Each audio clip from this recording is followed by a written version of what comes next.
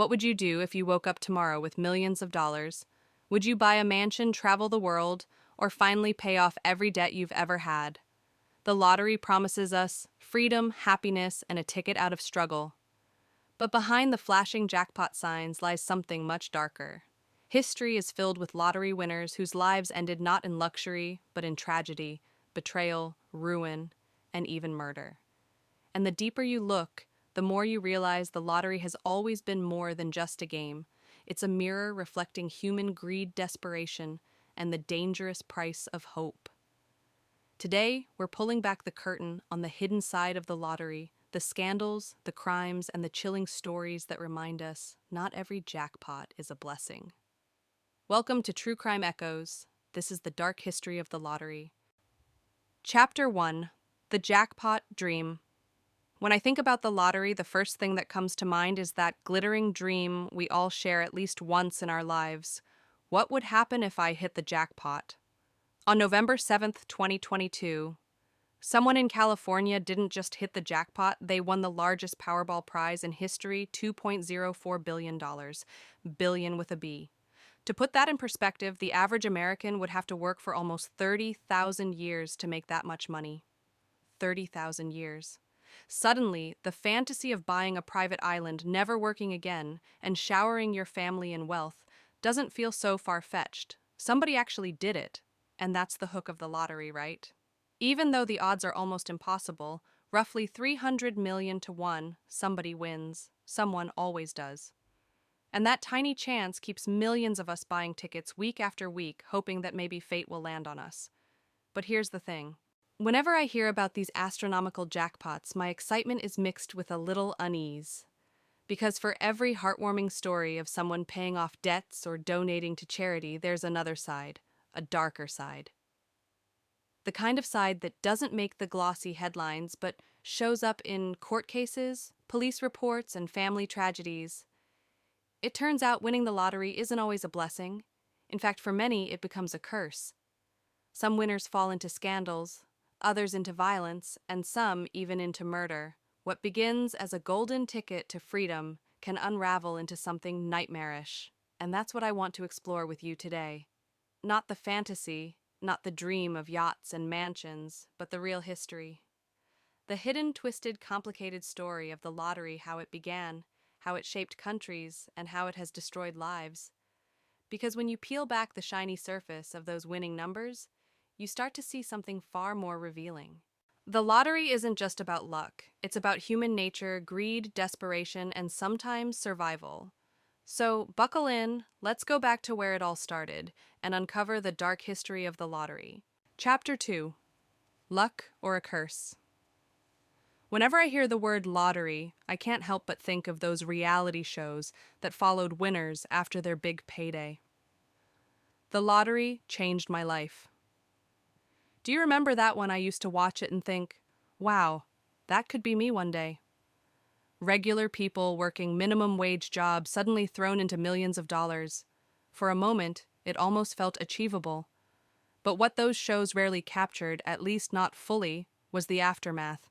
Not the glossy look at my new mansion part, but the spiral that came after. Because when that much money lands in your lap overnight, it doesn't just change your bank account. It changes everything: your relationships, your safety, and even the way people see you. Take Abraham Shakespeare, for example. He was a simple man from Florida who in 2006 won $17 million in the state lottery. $17 million. At first, it looked like a dream come true. But Shakespeare himself once told his brother that he would have been better off broke. Why? Because once the news spread, everyone wanted a piece of him. Friends, family, strangers, they lined up at his door begging, demanding, sometimes even threatening. And then came Dee Dee Moore. She approached him, pretending to be a financial advisor, promising to help manage his money and even write a book about him. It sounded legitimate, like she had his best interests at heart. But 3 years later, Shakespeare vanished. His body was later found buried under a concrete slab on her property. The irony: the very thing most of us dream about, winning the lottery, put a target on his back. His millions made him vulnerable. And his story isn't unique. Again and again, people who win big find themselves stalked, exploited, or betrayed by the people closest to them. It makes me wonder, is the lottery really a blessing, or is it more like a curse? Sure, the odds of winning are microscopic, but the odds of tragedy once you do, those seem to be frighteningly high. And that's what fascinated me when I started digging deeper. Because these tragedies don't just happen in isolated cases. They form a pattern, a repeating cycle where sudden wealth brings sudden danger. But the lottery didn't start with scratch-off tickets and Powerball jackpots. To understand why it's so tempting and so dangerous, we have to rewind way back. Back to when lotteries weren't just about winning money, but about building nations. Chapter 3: Where It All Began. When most of us think of the lottery, we picture neon signs flashing jackpot numbers at gas stations, or those scratch-off tickets we keep tucked in our wallets. It feels like a modern invention, something that belongs to our era of fast cash and instant gratification. But here's the twist. The lottery is ancient. Way older than you and me, older than America, even older than some of the religions that shape our world. In fact, versions of the lottery show up in the Bible.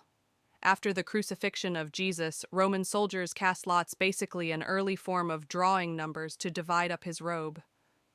Think about that for a second. Something as sacred as that moment of history was tied to chance to gambling. And from that simple act of random selection, the word lottery eventually found its meaning. Ancient Rome took it even further. Emperors used lotteries to give away property, and disturbingly even enslaved people. To them, it wasn't just a game. It was a way to control wealth, reward, loyalty, and keep citizens invested in the empire. Fast forward to the early 1600s. Across the ocean, America wasn't even a country yet. The British had just planted their struggling colony in Jamestown, Virginia. Life there was brutal. Most settlers had already starved, and the whole project was on the verge of collapse. King James needed money to keep the dream alive, but instead of simply raising taxes, he turned to the lottery. And it worked. English citizens bought tickets by the thousands, convinced they were investing in something bigger than themselves. The profits funded ships, roads, and the infrastructure of what would eventually become the United States. Even the founding fathers got in on it. John Hancock used lottery money to build Boston's town hall. George Washington used it to carve a road through the Virginia mountains. It's wild to think about, right? The same system that today dangles billion-dollar jackpots once built bridges and universities. Back then it wasn't just a get-rich-quick scheme, it was survival, it was nation-building. But here's the dark irony. From the very beginning, the lottery has carried this double edge. On one side, it offered hope, funding, and opportunity. On the other, it fed on desperation, tempting people to part with their last coin in exchange for a chance, just a chance at something better. And history shows us what happens when desperation meets corruption. Because as lotteries grew, so did scandals. And not everyone who bought a ticket walked away a winner. Chapter 4: The Fall from Grace. The more I dug into the history of the lottery, the more I realized something. Whenever there's money, there's corruption. And the lottery was no exception. In the 1700s and early 1800s, lotteries were everywhere in America. They weren't just tolerated, they were celebrated. They built roads, churches, even colleges. Thomas Jefferson himself once said lotteries were indispensable to the existence of man. Pretty strong words from a founding father. But by the mid-1800s, the cracks were starting to show. The very system that had once been used to build a nation was turning into a hotbed of fraud. Organizers would sell thousands of tickets, hype up these massive prizes, and then just disappear. No winners, no payouts. The money vanished into thin air, lining the pockets of con men. And people noticed. Faith in the system began to crumble. Why spend your hard-earned dollar on a ticket if the whole thing was rigged? Add to that the wave of moral reform sweeping across America, the temperance movement, puritanical ideals, and suddenly gambling wasn't just a bad bet, it was a sin.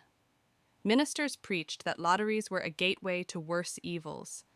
To them, buying a ticket was the first step down a slippery slope that led straight to hell.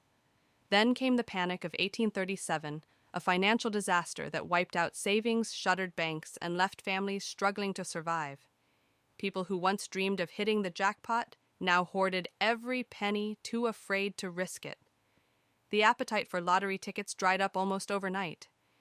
By the end of the 19th century, the backlash was complete. Lotteries were banned in nearly every state, with just a couple of small exceptions like Delaware and Louisiana.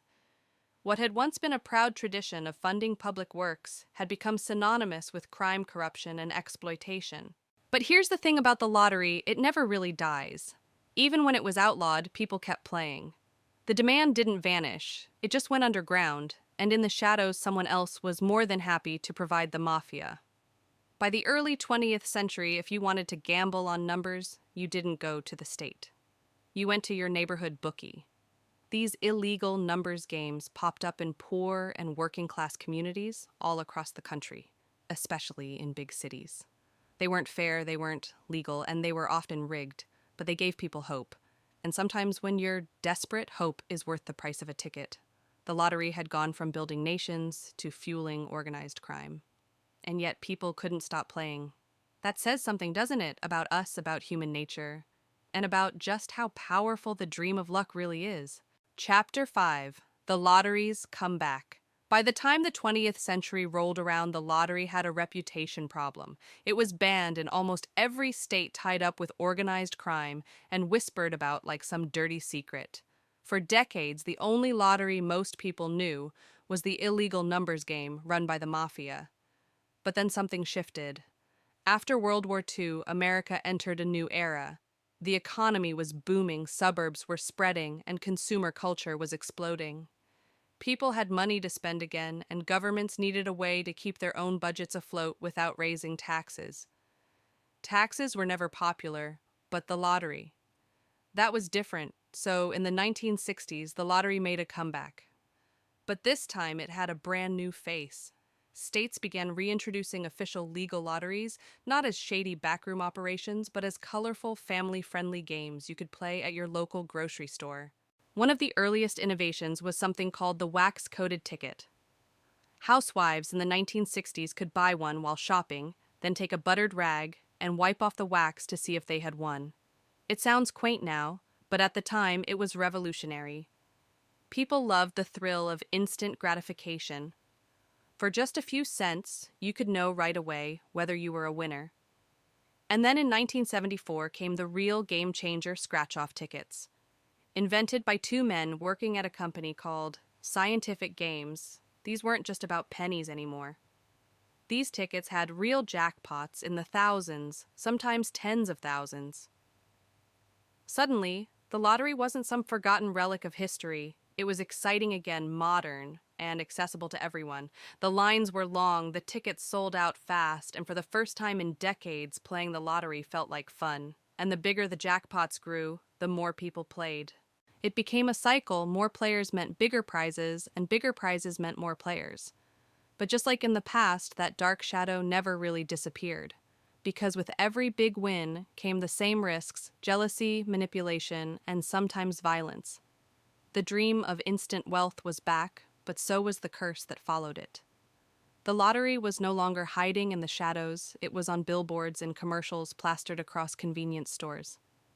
It was reborn stronger than ever. But the question remained, was this really just harmless entertainment? Or had we all been trained to gamble without even realizing it?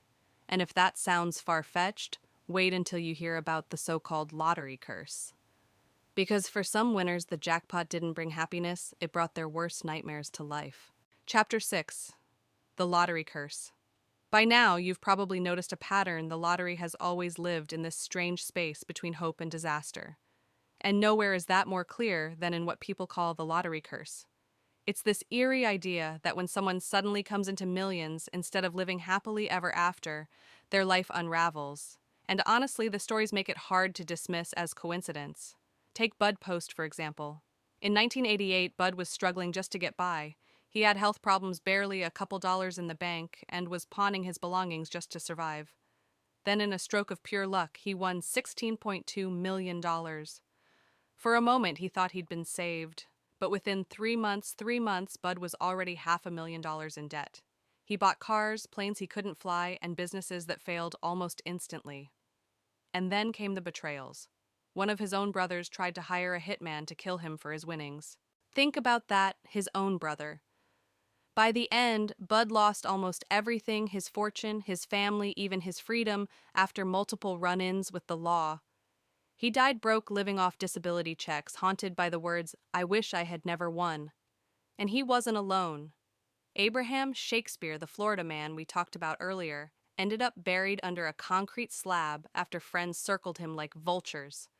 Another winner, Jack Whitaker, who took home $315 million in 2002, saw his life collapse under lawsuits, thefts, and personal tragedies. By the time he passed away, he admitted the win had brought him nothing but grief. It's almost poetic, isn't it? The very thing we're told will solve all our problems ends up destroying people instead. Fame, greed, manipulation. It all seems to find its way to lottery winners. They go from ordinary lives to becoming walking targets, every decision scrutinized, every dollar fought over. And here's the part that sticks with me. Money didn't change who they were, it just magnified everything around them. Their struggles, their weaknesses, their relationships. If your foundation is shaky, millions of dollars don't fix it. They just blow it apart. So when people talk about the lottery curse, maybe it isn't mystical bad luck. Maybe it's the perfect storm of sudden wealth, unpreparedness, and human nature. But whatever you call it, the stories are chilling. And they leave us asking, is the jackpot really worth it? Because the more I read, the more I wonder if winning the lottery is less like striking gold and more like stepping into quicksand. Chapter 7. The 666 Fix. If cursed winners weren't enough, the lottery itself has been rigged before. And one of the wildest examples comes straight out of Pennsylvania in 1980. People still talk about it as the 666 Fix. At the center of it all was Nick Perry. To the public, he was Papa Nick, a beloved TV host, and the trusted face of Pennsylvania's nightly lottery broadcast. He was the guy who called out the winning numbers with a smile, the one families tuned into every evening. On the surface, he seemed like the last person who would ever betray the system. But Nick knew something no one else did, the weaknesses behind the lottery's security. And one day, he decided to use them. The game was simple: 3 ping pong balls, each numbered 0 through 9, bounced around in separate tanks.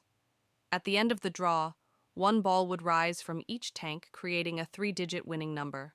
Totally random, supposedly impossible to manipulate. But Nick and his accomplices had a plan. They got access to the lottery balls and, with a syringe, injected white paint into most of them. The heavier balls would still bounce around, but were too heavy to shoot up the tube. Only the lighter ones, 4s and 6s, could rise. Suddenly, the odds weren't 1 in 1,000 anymore.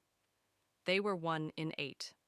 On the night of April 24, 1980, viewers across Pennsylvania gathered to watch the draw. Papa Nick stood at the machine, smiling as the first ball popped up. A 6. The second, another 6. And then the final ball, yet again, a 6. The winning number, 666. At first, it looked like an eerie coincidence, but soon suspicions grew. Too many people had bought tickets with combinations of 4s and 6s. Bookies noticed, reporters noticed, and eventually investigators noticed too. The whole scheme unraveled, and Papa Nick, along with several co-conspirators, was arrested. He was convicted of rigging a public contest theft by deception and conspiracy. His career ended in disgrace, his reputation destroyed. And here's the irony. Even though millions were at stake, Nick didn't walk away with the fortune he'd imagined. The scandal was exposed before the money could be fully collected. All he was left with was a prison sentence and a ruined name. The 666 Fix became a reminder that even when the lottery feels like a game of pure chance, greed has a way of finding cracks in the system. It wasn't just the winners who were cursed, the people running the game could fall victim to their own ambition too. And it makes you wonder, if someone as trusted as Papa Nick could rig the lottery, how many other games of chance have been quietly manipulated without us ever knowing. Chapter 8. The American Dream on a Ticket. The more I looked at the lottery, the more I realized it's never really been about money. Sure, jackpots get the headlines and winners get the photo ops with those giant checks, but underneath it all, the lottery taps into something much deeper: the idea of hope. For centuries, the lottery has dangled the same promise: this could change your life forever. Whether it was a colonist in Jamestown clinging to survival, a factory worker in the 1970s buying a scratch off at the grocery store, or a single parent today spending their last $5 on Powerball tickets, the dream is always the same: escape, a way out, a shortcut to the life you wish you had. And maybe that's why people ignore the odds. We all know they're almost impossible. 300 million to 1, you're more likely to be struck by lightning than win the jackpot. But the lottery sells something bigger than probability. It sells the possibility. That possibility has built roads, funded schools, and lined government budgets. But it has also created victims, winners who couldn't handle the pressure, losers who spent money they didn't have, and families torn apart by greed. The lottery thrives on human weakness, our desire for more, our fear of being left behind, our belief that one lucky break could rewrite our story. And yet, even knowing all of this, we still play. Americans spend over $100 billion a year on lottery tickets. That's about $400 per adult every single year. Imagine what else that money could do. But instead, it's funneled into a system that statistically almost nobody wins. So, why do we keep doing it? Maybe because deep down we're all chasing that mythical American dream: a house, security, freedom from debt. For most of us, it feels completely out of reach through hard work alone. The lottery offers a different route, a fantasy that maybe we can skip the struggle and land in the life we want overnight. It's seductive, it's dangerous, and it's never going away. Because as long as human beings crave hope, there will always be someone ready to sell it to us printed neatly on a little slip of paper. Chapter 9: A Dangerous Game of Hope. After everything I've uncovered, I can't stop thinking about the paradox of the lottery. On one side, it's built nations, paved roads, and funded schools. On the other, it's left bodies under concrete slabs, families destroyed, and ordinary people ruined by a curse they never saw coming. The lottery is sold as harmless fun, a couple of dollars for a dream. But history shows us it's never just a game. It's a machine that feeds on hope, on desperation, and sometimes on pure greed. It doesn't just change lives, it exposes them. The cracks in our relationships, the flaws in our character, the dangers waiting just below the surface. And maybe that's the real dark history here. Not that people win or lose money, but that the lottery magnifies everything about us for better or for worse. If you're already struggling, it can make things worse. If you're already surrounded by toxic people, it paints a target on your back. And if you're already chasing more than you need, it might just consume you. So the next time you pass a flashing jackpot sign at a gas station, maybe ask yourself, what am I really buying with this ticket? Is it a chance at wealth, or just a couple of minutes of hope? Because in the end, the lottery isn't about numbers. It's about us, our dreams, our fears, and the lengths we'll go to for the life we think we deserve. And that's the dangerous game we've been playing for centuries. The lottery has always carried two faces. To some, it's a dream maker building schools, roads, and changing lives overnight. To others, it's a curse, a trap that destroys more than it gives. But maybe that's the real lesson here. Money doesn't fix the cracks in our lives. It only magnifies them. And no jackpot, no matter how large, can protect you from greed, betrayal, or the darker sides of human nature. So the next time you see a sign promising millions, remember the stories we've explored today, and ask yourself, is it really about winning, or just about holding on to hope for a little while longer? Thank you for joining me on this journey into the shadows of history. If you enjoyed this episode, don't forget to subscribe to True Crime Echoes and share your thoughts in the comments below. Until next time, stay safe, make good choices, and never forget even luck has a dark side.